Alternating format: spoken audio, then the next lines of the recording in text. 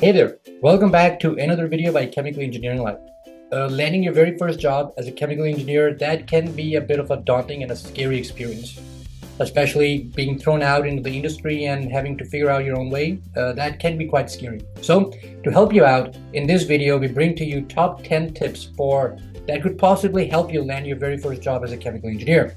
So do watch the video till the very end, and if you do like it, then remember to like, share, and subscribe to Chemical Engineering Life channel for more videos. So let's begin.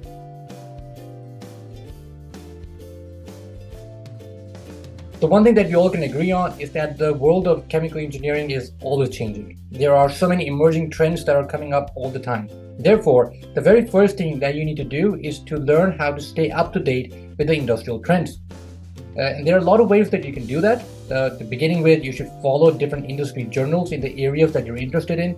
You can subscribe to relevant podcasts or blogs where they talk about different emerging trends in chemical engineering, such as your very own Chemical Engineering Corner or the Decoding Chemical Engineering podcast, both of them launched by Chemical Engineering Life. It will give you a very good idea to learn about the emerging trends and directly hear it from the different chemical engineers working in those areas. At the same time, additionally, keep an eye on the development in the emerging technologies such as sustainable energy, biotechnology, nanotechnology, or any other industry that you're interested in.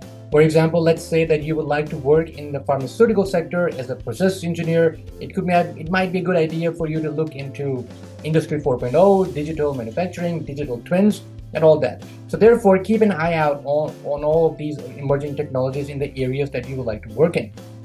And the main takeaway from doing all this is that because by showing or demonstrating your enthusiasm for continuous learning, you can easily demonstrate to your future employer that you are ready to prepare to learn, you are ready to contribute to innovative solutions in the workplace already from day one. At the same time, you also give out the impression that you are not merely a bookworm and you're more than happy to expand your knowledge that you have gathered from your chemical engineering school. The second thing is for you to prepare for technical and behavioral interviews. Now, I know it's a no-brainer, but a lot of people, they do not tend to prioritize the preparation for the interviews. And that is sadly one thing that you do not learn in chemical engineering school. So just like anything else, preparation can help you excel in this area as well. In terms of technical knowledge, when you're applying for any role, they would expect you to have the basic technical knowledge in areas such as process design, thermodynamics, fluid mechanics, heat transfer, and any other knowledge that might be relevant for the job that you're applying for. Therefore, might be a good idea for you to thoroughly read through the job description, highlight the technical knowledge that is required, even reach out to the manager if required, call them or connect with them on LinkedIn and ask them some questions about what sort of knowledge it is that you're expected to know. You can even reach out to the other co-workers that are working in the area. LinkedIn makes it very easy to do so. Or you can even just look at the job descriptions that they have written on LinkedIn. And that could give you a very good view on what sort of knowledge is required for the job. Using that, then you can prepare for the interviews by reading up on it. But technical skills are only half of the game, and your future employer will also want to see if you are a good cultural fit. And therefore, you can expect a lot of questions on teamwork. How do you prioritize your tasks? How do you handle challenges? And how do you solve different problems? And just like anything else, you can try Googling multiple different questions on the internet and try to read up on how you should answer them. And always practice before you walk into the interview room. And every time you are asked a behavioral question, the best way to answer that question is to use specific examples from your past experience. Do not make a mistake of answering a hypothetical question with a hypothetical answer. That's not what they're asking you for. They're fishing for specific examples from your previous jobs. And that's where the STAR method comes in. The STAR method can allow you to structure your answers so that they align exactly with what the employer is looking for. But even so, if you feel that the interview process is a bit daunting, you're more than welcome to reach out to us at our Job Consulting team. And we are a bunch of chemical engineers, industrial chemical engineers, who are more than happy to share our tips and insights regarding how to pass different interviews. So if you are intimidated, you don't have to, and just reach out to us directly today. Another tip is for you to tailor your resume and your cover letter. When it comes to job search, your resume and your cover letter is the first and only impression that you get. Therefore, make sure that you have tailored your resume to the job that you are applying for.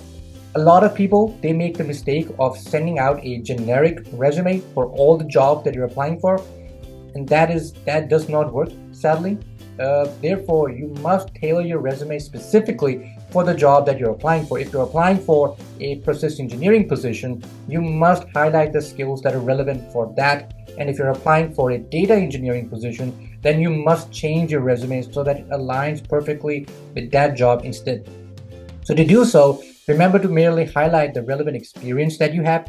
And obviously the experience should remain the same regardless of where you're applying in. Then you can make use of the responsibilities bullet points that you have. You can always update that accordingly depending on the job that you're applying for. You should highlight relevant coursework if required. By doing so, you give an idea that you have the academic or the fundamental knowledge in the area that you're applying for. Highlight any hands-on skills that you have had.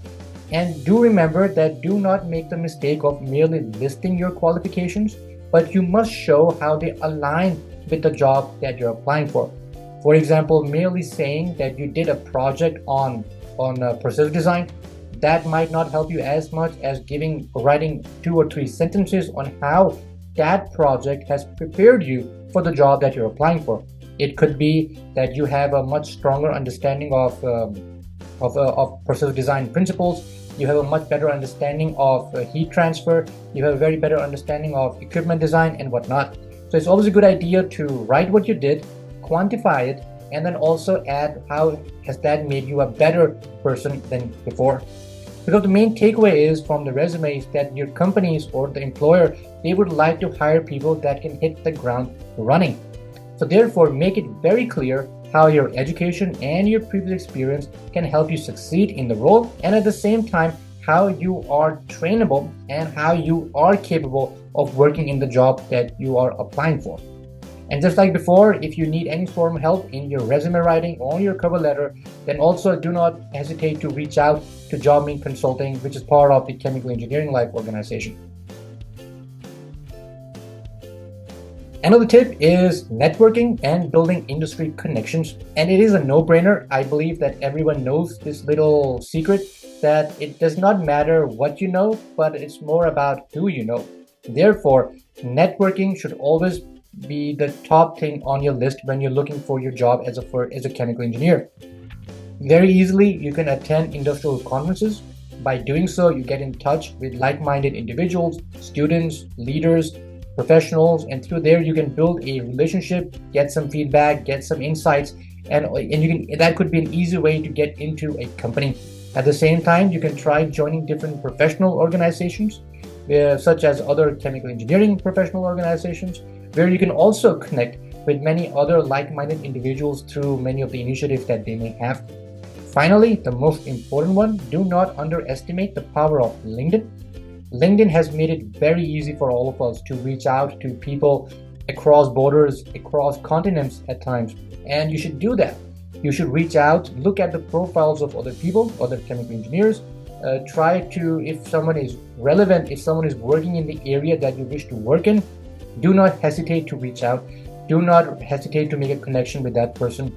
And you never know what tip or insight they might share that might help you land your very first job. But most importantly, do not make fake connections with people, or do not use them merely as a stepping stone for landing a job, but rather try to make meaningful connections. So whether if it is with your alumni, industrial professionals, or potential mentors, try to aim to make meaningful connections that can last a lifetime. And finally, the most important tip, which I personally feel is the most important thing that you should prioritize as a student, is you should leverage your internship and your student jobs before you graduate. Landing your very first job as a chemical engineer, I can't think of any better way than using your internships or student jobs. Because through student jobs and internships, you are exposed to the real world problems. And by doing so, you develop essential skills, you get hands-on experience of applying what you have learned in classroom. And finally, you connect with industrial professionals. Connecting with someone merely on LinkedIn, that's one thing, but connecting with someone through your work, that is incredibly different. And the reason it's different is because then you have proven yourself to be a competent coworker, you have proven your skills on the ground, and in that scenario, it actually helps you a lot to convince them to get your very first job. And majority of the cases, the majority of the companies, they prefer to hire students and interns for full-time positions, which also makes sense because if you think about it, they don't have to train you from beginning. You already know the company culture, you already know all the co-workers, you already know the responsibility area, and it's very easy for you to merely continue working at the company. At the same time, the company do not have a high risk of hiring someone they don't know, but rather they know your capabilities, they know how good you are, they know how bad you are, they know your strengths, they know your weaknesses. So in that regard, there's also much less risk involved for the companies if they hire their interns and students. So therefore, I know sometimes it can be quite difficult to handle the studies and get an internship or a job on the side, but in the long run, it actually has much more benefits than downsides. So if you are a student, try to get your hands on an internship or a student job as early as possible and as soon as possible before you graduate. So these were the top 5 tips which we believe can be quite beneficial when you're looking for your very first job as a chemical engineer. So if you agree or disagree, or if you have any other tips, do feel free to share them in the comments below. And remember to learn more about Chemical Engineering Life at our website at www.ChemEnggLife.com. And do not forget to like, share, and subscribe to Chemical Engineering Life channel for more videos. Thank you and have a great day.